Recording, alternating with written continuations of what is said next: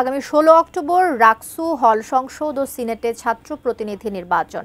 আজও প্রার্থীরা প্রচার প্রচারণায় ব্যস্ত সময় পার করছেন। এই বিষয়ে আরও জানাতে রাজশাহী বিশ্ববিদ্যালয় ক্যাম্পাস থেকে যুক্ত হচ্ছেন আমাদের সহকর্মী বুলবুল হাবিব। বুলবুল হাবিব, প্রচার প্রচারণা কেমন চলছে? যারা ভোটার প্রার্থী যারা আছেন সব মিলিয়ে সেখানে আসলে উৎসব মুখর পরিবেশ দেখতে পাচ্ছেন কিনা?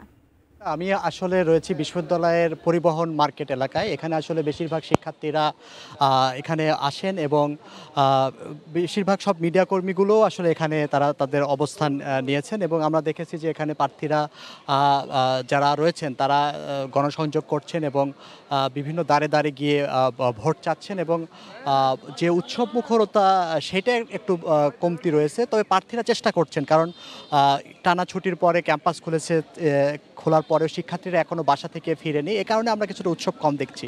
তো একটু যদি আপনি তো ভোটার হিসেবে আপনি যে শিক্ষা কেমন দেখছেন আসলে ক্যাম্পাসের পরিবেশ?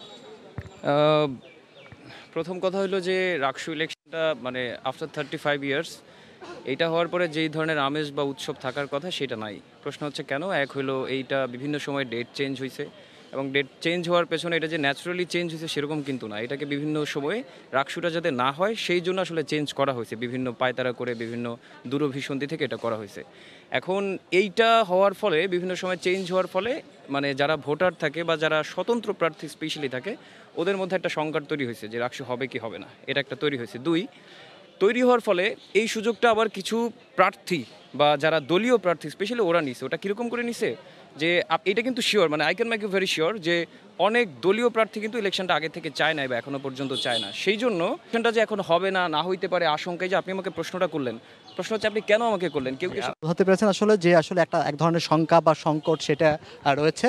তো আমরা একটু যদি কথা বলি, একটু যদি কথা বলি, আপনি কি প্রার্থী হিসেবে আছেন নাকি? হ্যাঁ, আমি প্রার্থী হিসেবে। বেশ, আপনি দেখছি যে গান গেয়ে প্রচারণা করছেন। হ্যাঁ, আমি রাকসু কেন্দ্রীয় সংসদের সাংস্কৃতিক সম্পাদক পদপ্রার্থী। আমার ব্যালট নাম্বার 7। আর হ্যাঁ, সকলের কাছে দোয়া এবং সমর্থন প্রার্থনা করছি যেন এটা সবাই লাকি 7 করে দেয়।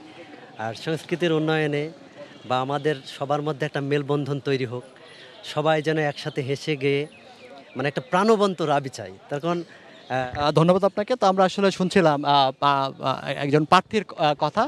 তো আসলে শিক্ষার্থীরা যেহেতু ক্যাম্পাসে এখনো সবাই এসে পৌঁছায়নি, ফলে কিছুটা উৎসবের ঘাটতি রয়েছে, কিন্তু প্রার্থীরা তাদের যে সর্বোচ্চ চেষ্টা প্রচার প্রচারণা করা, সে প্রচার প্রচারণা কার্যক্রম চালাচ্ছেন। তো কবিতা এই ছিল এখান থেকে যে নির্বাচনী প্রচার প্রচারণা চলছে তার খবর।